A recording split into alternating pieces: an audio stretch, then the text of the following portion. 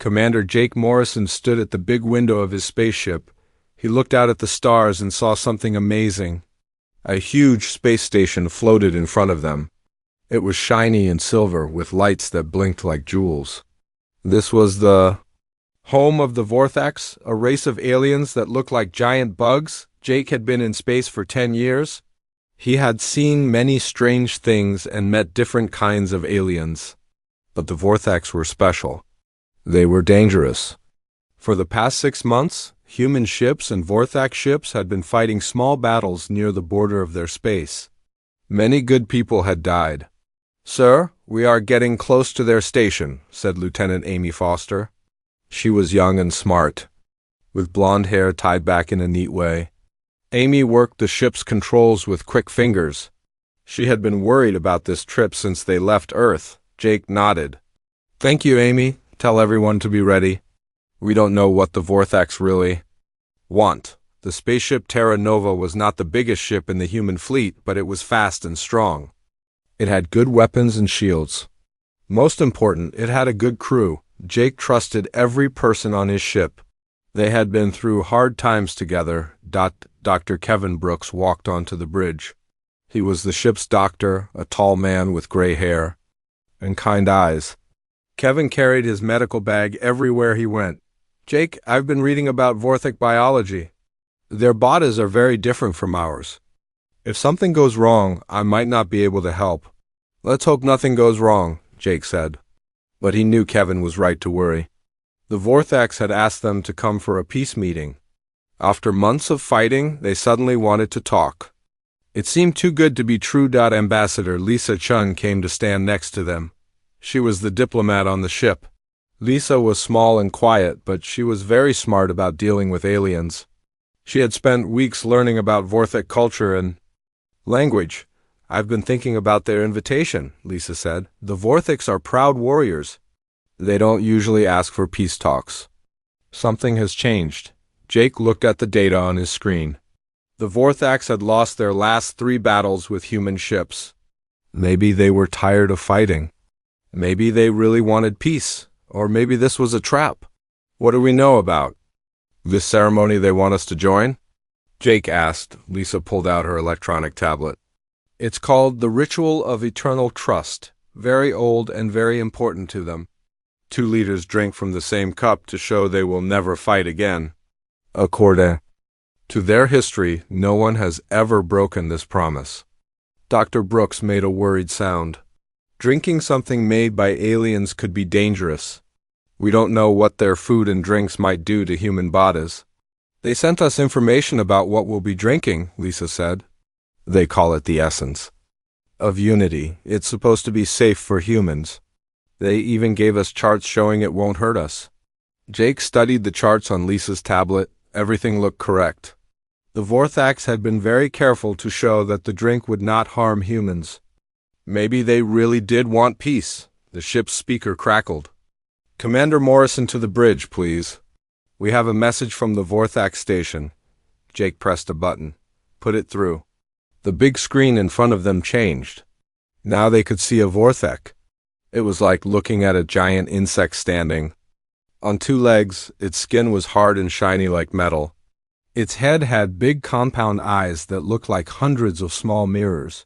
When it talked, its mouth parts moved up and down. "Greetings, humans," the Vorthax said. The computer translated its clicking sounds into English. "I am High Commander Zethros. We welcome you to our station. The ceremony will begin when you arrive." "This is a great day for both our peoples." Jake stepped forward. "Thank you, Commander." "Zethros, we are honored by your invitation. We hope this will bring peace between us." "Yes, peace," Zethros said. Jake thought he heard something strange in the alien's voice, but the computer translation made it hard to tell. "Prepare yourselves. Today will change everything." The screen went dark. Jake looked at his crew. They all seemed nervous. "I don't like this," Amy said. "Something feels wrong." "We have to try," Jake said.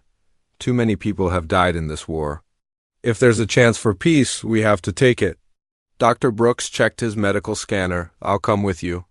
If anything goes wrong, you'll need me there." Lisa gathered her diplomatic papers. I've studied their customs. As long as we follow the ceremony correctly, everything should be fine. Jake made his decision. Amy, you stay here and keep the ship ready. If we don't come back in 2 hours, contact Earth Command. Amy's face went pale. Sir, maybe we should send a message to Earth first. Let them know what we're doing. No time, Jake said. The Vortex are waiting. They took a small shuttle to the Vortex station. As they flew across the empty space between the ships, Jake looked back at Terra Nova.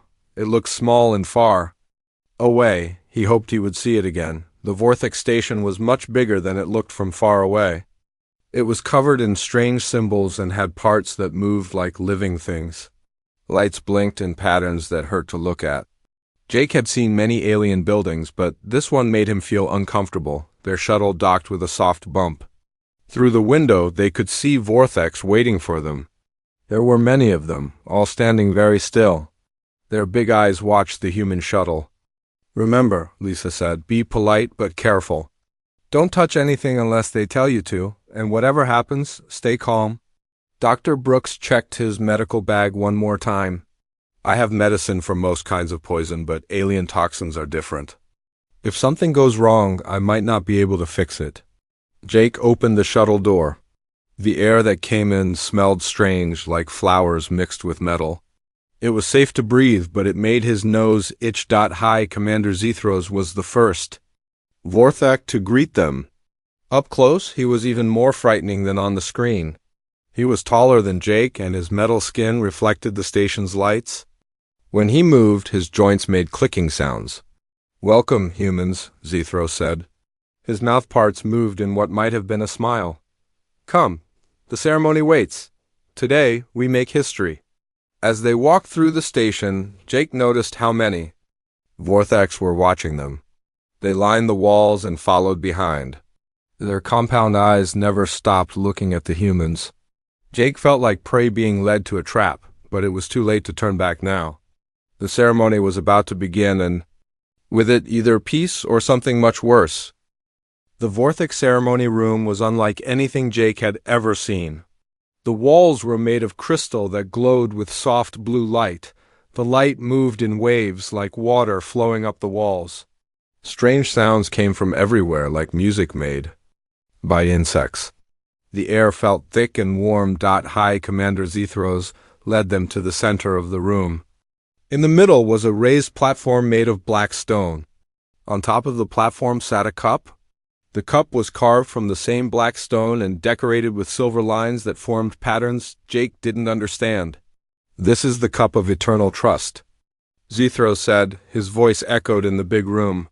For 1,000 years, our greatest warriors have drunk from this cup. Today you will join them. Jake looked around the room. Dozens of Vortex stood along the walls.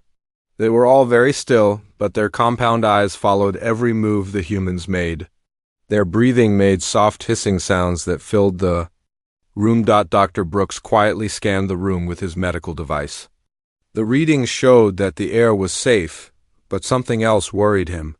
The Vorthak's heart rates were much higher than normal.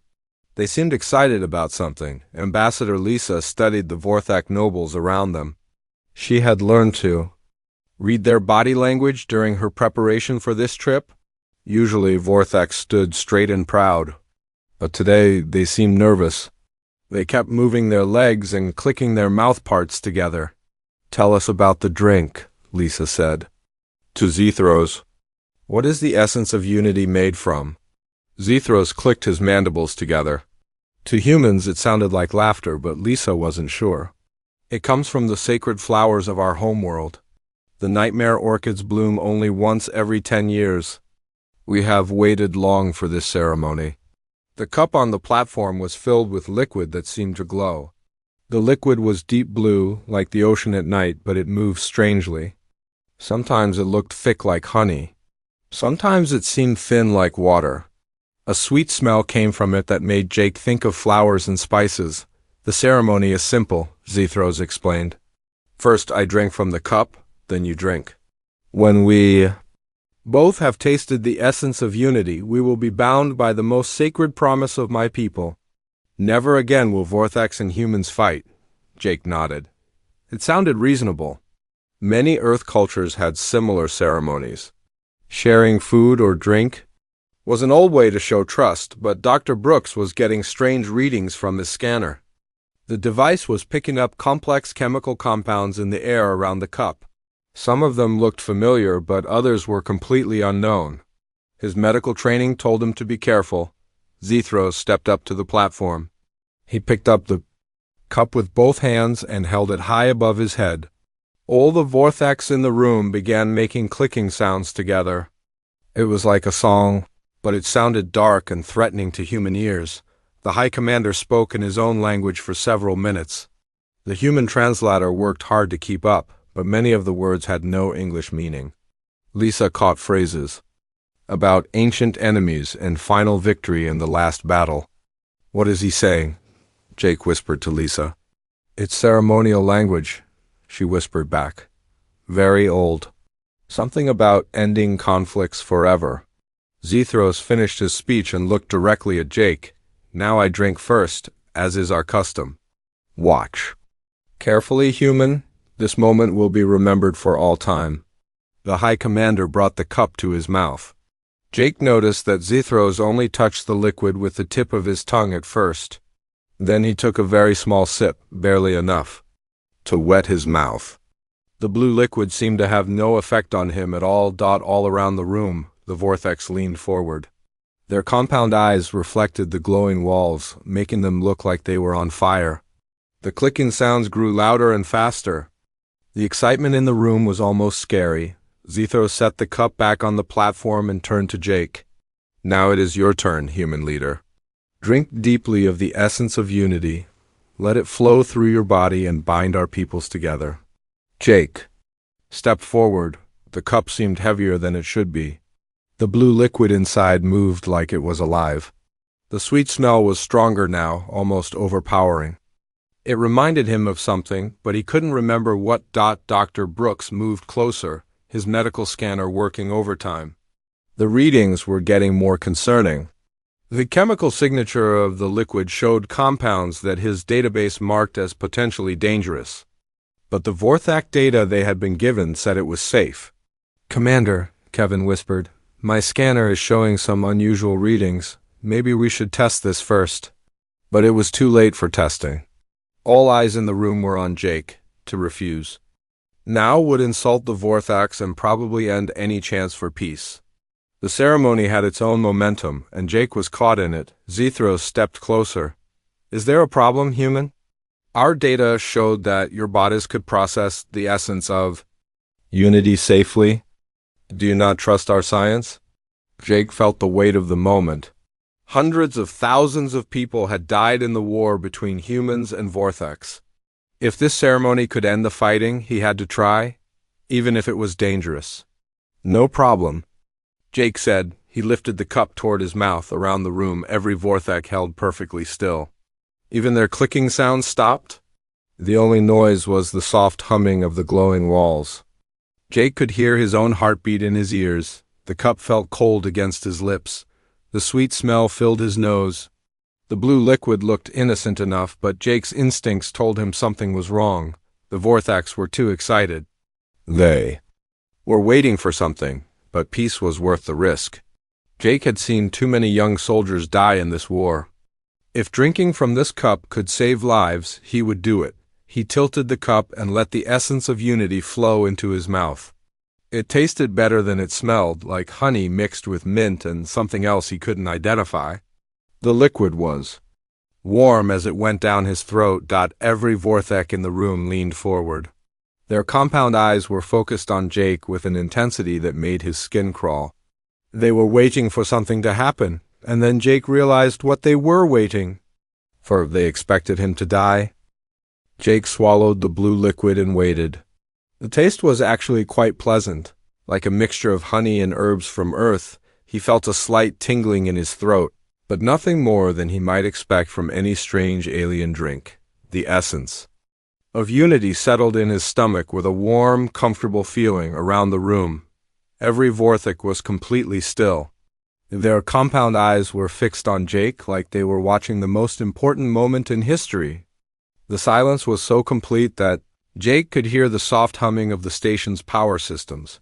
High Commander Zethros stood closest to Jake, his mandibles slightly open. Jake could see that the alien was counting something, maybe seconds. The way Zethros stared reminded Jake of a scientist watching an experiment. 10 seconds passed. Then 20. Jake felt fine. Better than fine, actually. The drink had given him a pleasant energy, like a good cup of coffee on Earth. He looked around the room and noticed that some of the vortex were starting to shift nervously. Dr. Brooks kept his medical scanner pointed at Jake, watching the readings carefully. Kevin had expected to see signs of poison or illness, but instead, Jake's vital signs looked completely normal. His heart rate was steady, his blood pressure was good, and his body temperature was exactly where it should be. "How do you feel?" Kevin whispered. "Actually pretty good," Jake said. "That drink was tasty." Ambassador Lisa noticed the change in the vortex behavior before anyone else. The aliens had gone from excited waiting to confused worry. Their clicking sounds became faster and more urgent. Several of them started moving their legs in patterns that Lisa recognized as signs of stress. 30 seconds had passed, then 40. Jake continued to stand normally, showing no signs of sickness or weakness. In fact, he seemed more alert than before, like the drink had been good for him. Zethros began clicking rapidly at his advisors. The sounds were too fast for the human translator to follow, but the tone was clearly upset. Other vortex joined the conversation, their voices becoming louder and more frantic. "Is something wrong?" Jake asked Zethros directly, the High Commander. Stopped clicking and stared at Jake. His compound eyes reflected the room's blue light, making them look like mirrors. You feel nothing unusual?" "Should I?" Jake asked. "You said the drink was safe for humans." Zethros didn't answer immediately. He was clearly struggling with something. According to everything the Vortex knew about biology, Jake should have been on the floor by now, his body shutting down from the most powerful poison their world had ever produced. The nightmare orchid extract in the essence of unity was legendary among the Vortex. It could kill any living thing they had ever tested it on. A single drop was enough to stop the heart of their largest war beasts. Jake had drunk nearly a quarter cup of the stuff, but the human was not only alive, he seemed to be enjoying himself. Dr. Brooks was fascinated by what his scanner was showing him. The device had identified the chemical compounds in Jake's bloodstream, and some of them should have been deadly. But instead of causing harm, Jake's liver was breaking them down like they were simple sugars. His body was treating the deadly poison like food. "Commander," Kevin said quietly, "my scanner shows that you just drank something that should have killed you. But your body is processing it like it's harmless." Jake raised his eyebrows. "Poison? Very sophisticated poison," Kevin confirmed. "But somehow your body doesn't care."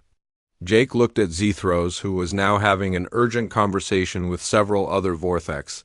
The aliens were clearly upset about something. Their earlier confidence had turned into panic. "Commander Zethros," Jake said loudly, "I think we need to talk." The alien conversation stopped. Zethros turned back to Jake, his mandibles clicking nervously.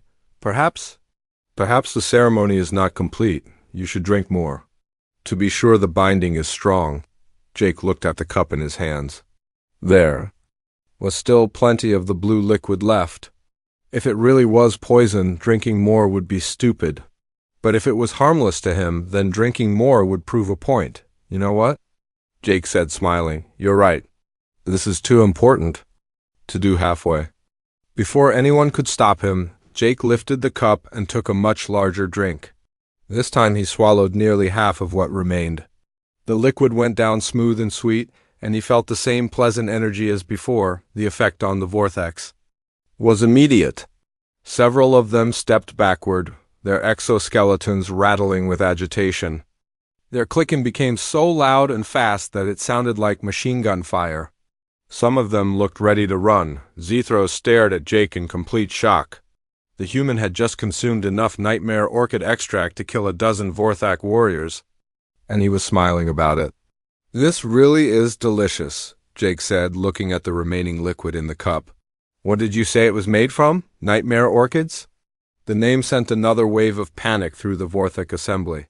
Several aliens actually did take steps toward the exits. The nightmare orchid was their most feared plant, deadly to everything that lived on their world. Dr. Brooks was recording everything with his medical scanner. What he was seeing would revolutionize understanding of human biology. Jake's body was not just surviving the poison, it was thriving on it. His energy levels were actually higher than normal. Jake, Kevin said, according to my readings, that plant extract is working like a stimulant in your system. Your body is turning poison into energy. Ambassador Lisa finally understood what was happening. This wasn't a peace ceremony, she said. This was supposed to be an assassination. Jake nodded, still smiling. The situation was becoming clear to him, too. The Vorthax had invited them here to kill them with their most deadly poison. But something had gone very wrong with their plan. The interesting thing is, Jake said, addressing Zithros directly, humans evolved on a world full of poisonous plants and animals. We've been dealing with toxins for millions of years. Our bodies got very good at handling them. Zithros was now visibly shaking. His mandibles clicked uncontrollably, and his compound eyes darted around the room looking for escape routes. The impossible had happened. Their ultimate weapon had not only failed, it had apparently made their enemy stronger. Jake took another drink from the cup, finishing about 3/4 of the deadly liquid. He felt great. The poison that should have killed him was giving him more energy than he'd had in weeks. I think, Jake said, we need to have a very different conversation. No. The silence in the ceremony room was broken only by the nervous clicking of Vorthok mandibles. High Commander Zithros stood frozen, staring at the human who should have been dead on the floor. Instead, Jake Morrison looked healthier and more energetic than when he had first arrived. Dr. Brooks continued scanning Jake with his medical device, amazed by what he was seeing. Jake, your body is processing that poison like it's vitamins. Your immune system isn't even trying to fight it, because it doesn't recognize it as a threat. Jake set the cup down on the black stone platform, but kept his hand near it. The message was clear to everyone in the room. He could drink more anytime he wanted. The liquid that was supposed to be their secret weapon had become his refreshment.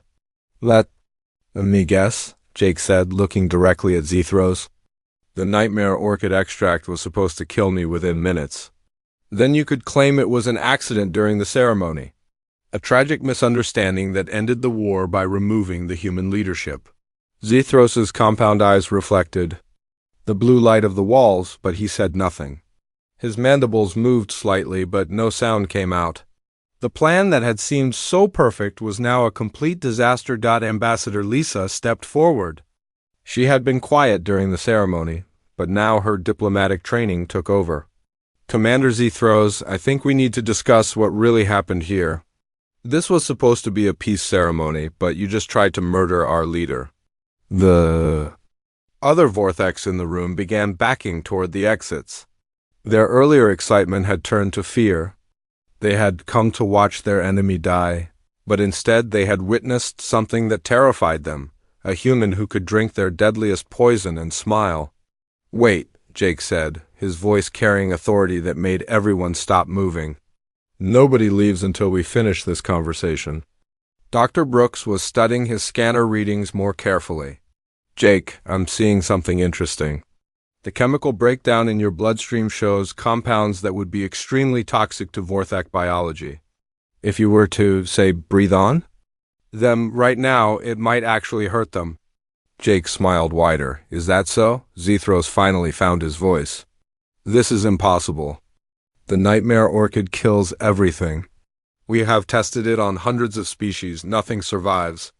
You never tested it on humans, Jake said. That was your mistake. Lisa pulled out her electronic tablet and began recording. For the record, the Vorthak Confederation has just committed an act of war by attempting to assassinate a human diplomatic mission during a supposed peace ceremony. No, Zithros said quickly. There has been a misunderstanding. The ceremony was meant to test your worthiness, not to harm you. Jake laughed, and the sound echoed off the crystal walls. Really? Then why don't you drink some of this essence of unity yourself? If it's just a test of worthiness, it should be safe for you too. Zethros took a step backward. Everyone in the room knew that the nightmare orchid extract would kill a Vorthak just as surely as it was supposed to kill a human. The High Commander had only pretended to drink earlier, barely touching the liquid to his mouth. Dr. Brooks made another discovery as he analyzed the air in the room.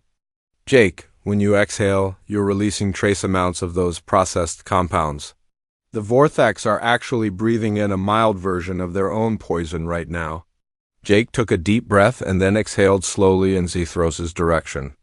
The High Commander immediately stepped back, his mandibles clicking in distress. Interesting, Jake said. It seems that what doesn't kill humans makes us dangerous to you. The power balance in the room had completely shifted. The Vorthaks had entered this ceremony confident that they would eliminate their human problem permanently. Instead, they had discovered that their ultimate weapon was useless. And worse, that humans could turn their own poisons against them. Ambassador Lisa saw the opportunity to turn this disaster into something positive. Commander Zethros, you now have a choice. We can report this assassination attempt to both our governments and restart the war with even more violence. Or we can use this moment to build real peace. Peace? Zethros asked, his voice barely above a whisper. Yes, Lisa said. You've learned that you can't defeat humans with poison. We've learned that you're willing to break sacred ceremonies, too. Try to kill us. Now we both know exactly where we stand. Jake picked up the cup again. There was still some of the blue liquid left in the bottom. I think I'll finish this, if you don't mind. It really is quite good. The remaining Vorthaks in the room made distressed clicking sounds as Jake drank the last of their deadliest poison. He set the empty cup down and smiled at them all. Now, Jake said, let's talk about what real peace looks like. Dr. Brooks was still amazed by his readings. Jake, your body has turned that poison into so much energy that you could probably run a marathon right now. Whatever was supposed to kill you has made you stronger. Zethros looked at his advisors, but they had no answers. Their culture was built around strength and honor in battle. They understood victory and defeat. But this was something else entirely. Their enemy had turned their greatest strength into weakness. What do you want from us? Zethros asked. Jake considered the question carefully. First, honesty. No more tricks, no more lies, no more ceremonies designed to kill people. Second, real trade agreements that benefit both our peoples. And third, a promise that you'll never try something like this again. And if we refuse? One of the Vorthak advisors asked. Jake smiled and gestured to the empty cup. Then I'll make sure every human in the galaxy knows that your most feared poison is harmless. To us, in fact, maybe we'll start importing nightmare orchids from your world. I bet they'd make a great energy drink. The threat was clear. The Vorthak's deadliest weapon could become a human consumer product. The humiliation would be unbearable for their warrior culture. Ambassador Lisa stepped in to offer a better alternative. Or we can work together. Humans are naturally resistant to many toxins that affect other species. We could help you develop medical treatments. You have advanced technology that we could learn from. We could both benefit. Zethros looked around. The room at his people. They were all staring at him, waiting for his decision. The carefully planned assassination had turned into an unexpected opportunity. You would share your medical knowledge with us? Zethros asked. If you promise to share your technology with us, Lisa replied. Real cooperation instead of murder. Attempts. Jake stood up straighter, feeling the energy from the processed poison flowing through his system. What do you say, Commander? Ready to try actual peace this time? High Commander Zethros stared at the empty ceremonial cup for a long moment. The silence in the room felt heavy, like the air before a thunderstorm. Around him, his advisors waited for his decision.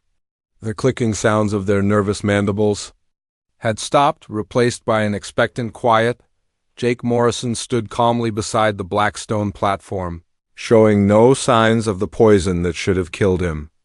In fact, he looked more alert and energetic than when he had first entered the ceremony room. The blue glow from the crystal walls reflected off his confident smile. "You want honesty?" Zethros finally said. "Then I will give you honesty. We brought you here to die." The nightmare orchid extract was meant to end this war by removing human leadership. We thought we were being clever. Ambassador Lisa nodded approvingly. "That's a start. What changed your mind about being honest?" Zethros gestured to the empty cup. "Your commander just drank enough poison to kill 50 of my warriors, and he looks like he could run around this station 10 times. We clearly know nothing about human biology." Dr. Brooks was still studying his scanner readings, fascinated by what Jake's body was doing with the alien toxins. "Commander, your liver is breaking down those compounds and turning them into useful energy. It's like your body evolved specifically to handle plant-based poisons." "Which makes sense," Jake said. "Earth has thousands of poisonous plants. Humans have been eating, breathing, and dealing with toxins for our entire evolution. We got good at it because we had to." One of the Vorthic advisors stepped forward. "But how is this possible?" "The nightmare orchid has killed every creature we have ever tested it on. Every single one." Jake picked up the empty cup and examined it. "You tested it on creatures from your world or from worlds like yours? You never tested it on something that evolved in a completely different environment. That was your mistake." Lisa saw the opportunity to move the conversation forward. This could actually be the foundation for real cooperation. Humans have natural resistance to toxins that affect other species. Vorthics have technology and knowledge that humans lack. We could help each other. Zethros considered this. His culture valued strength above all else, but they also respected practical wisdom. The failed assassination had proven that humans were more formidable than anyone had imagined. Fighting them might be pointless. "What exactly are you proposing?" Zethros asked. Dr. Brooks stepped forward. "Medical cooperation, for starters. Human biology might hold keys to treating diseases or poisonings that affect other species. Your technology could help us understand our own biology better." "Trade agreements," Lisa added. "Real ones, not the limited exchanges we've had before. Both our peoples could benefit from expanded commerce." Jake set the cup back on the platform. "And most importantly, an end to this war. No more border skirmishes. No more young people dying for nothing." Around the room, the other Vortex were listening carefully. Many of them had lost friends and family members in the fighting. The war had been costly for both sides. "There is something else," Jake said. "You need to understand what you've discovered here today. You've tried to kill me with your deadliest weapon, and it made me stronger. What do you think that means for the rest of humanity?" Zethros' compound eyes widened as he understood the implication. "You mean that all humans are resistant to our poisons?" "We won't know for sure until we test it," Dr. Brooks said. "But human biology is remarkably consistent across our species. If Jake can process these toxins safely, most humans probably can too." The strategic implications were staggering. The Vorthax had built their military strategy around the assumption that their biological weapons could be used against human forces. If those weapons were ineffective, their entire approach to warfare would need to change. "This changes everything," one of the Vorthak advisors whispered. "Yes, it does," Jake agreed. "You can't beat us with poison." "We know that now, and soon everyone else will know it too. So you have a choice. You can keep fighting a war you can't win, or you can work with us to build something better." Zethros looked around the ceremony room. The walls still glowed with their soft blue light, but the atmosphere had completely changed. What had started as a trap had become a negotiation. What had been meant as an execution had become a revelation. "I need to consult with my government," Zethros said finally. "Of course," Lisa said. "But while you're doing that, I suggest you consider something. This ceremony was supposed to bind our peoples together with a sacred promise. In a way, it has. Just not the way you planned." Jake walked over to stand directly in front of Zethros. The alien was taller than him, but somehow Jake seemed to fill more of the room. "Commander, your people value strength and honor. Today you've seen both from humanity. We're strong enough to survive your deadliest weapon and honorable enough to offer you partnership instead of revenge." Dr. Brooks packed up his medical scanner. "I'd like to request samples of the nightmare orchid extract for further study. Understanding how human bodies process these compounds could lead to medical breakthroughs that benefit everyone." "You want to study our most deadly poison?" Zethros asked, incredulous. "Your most deadly poison is apparently our new energy drink," Jake said with a grin. "I'd like to understand how that works." The absurdity of the situation finally hit everyone. In the room, the Vorthax had tried to kill the humans with their ultimate weapon, only to discover that it was harmless to their intended victims. Meanwhile, the humans were asking for samples so they could study it further. Zethros began making clicking sounds that the translator identified as laughter. "This is the strangest day in the history of my people." "It doesn't have to be the last strange day," Lisa said. "Working together, we might discover all sorts of unexpected things about each other." Ambassador Lisa pulled out her diplomatic tablet and began making notes. "I propose we start with small steps. A joint research project studying human toxin, resistance, trade missions between our worlds, cultural exchanges so our peoples can understand each other better." Jake nodded in agreement. "And a formal end to the border conflicts. No more shooting at each other while we figure out how to work together." Zethros clicked his mandibles thoughtfully. The failed assassination had shown him that humans were far more dangerous than anyone had realized. But it had also shown him that they could be reasonable. Most species would have demanded revenge after such treachery. Instead, the humans were offering partnership. "My government will not be pleased that I failed to kill you," Zethros said. "Then don't tell them you tried," Jake suggested. "Tell them you discovered something important about human biology that changes everything. Tell them you negotiated a new kind of peace." Dr. Brooks was still amazed by his readings from Jake's bloodstream. "Commander Zethros, I'm curious about something. How did your people discover the nightmare orchid's poisonous properties in the first place?" "Ancient history," Zethros replied. "Our early ancestors found that creatures who ate the flowers died quickly. We learned to avoid them, then later learned to use them as weapons." "But you never evolved immunity to them yourselves?" Jake asked. "No, we simply learned not to touch them." "Why develop immunity when avoidance works?" Jake smiled. "That's the difference between our species. Humans couldn't always avoid dangerous plants and animals. We had to adapt to survive them. It made us tougher but also more willing to take risks." Lisa saw an opportunity to make a larger point. "That's why this partnership could work. Vorthax are careful and methodical. Humans are adaptable and willing to try new things. Together we could accomplish more than either species could alone." Around the room, the other Vorthax were having quiet conversations in their clicking language. Jake couldn't understand the words, but the tone seemed less hostile than before. The initial panic had faded, replaced by curiosity about these strange humans who turned poison into energy. "There is something I must ask," Zethros said.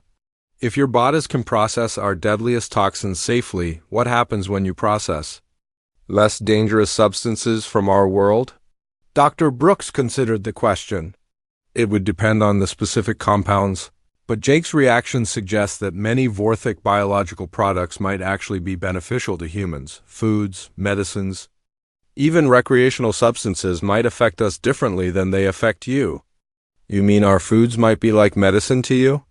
one of the Vorthac advisors asked. "It's possible," Jake said. "Just like your poison turned out to be an energy drink for me."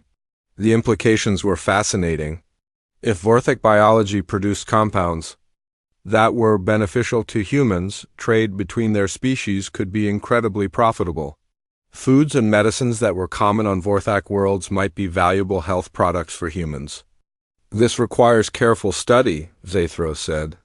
"We cannot make assumptions based on one experiment, even one as dramatic as this."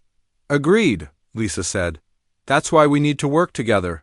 Joint research, shared data, careful testing of everything. Jake walked back to the ceremonial platform and picked up the empty cup one more time.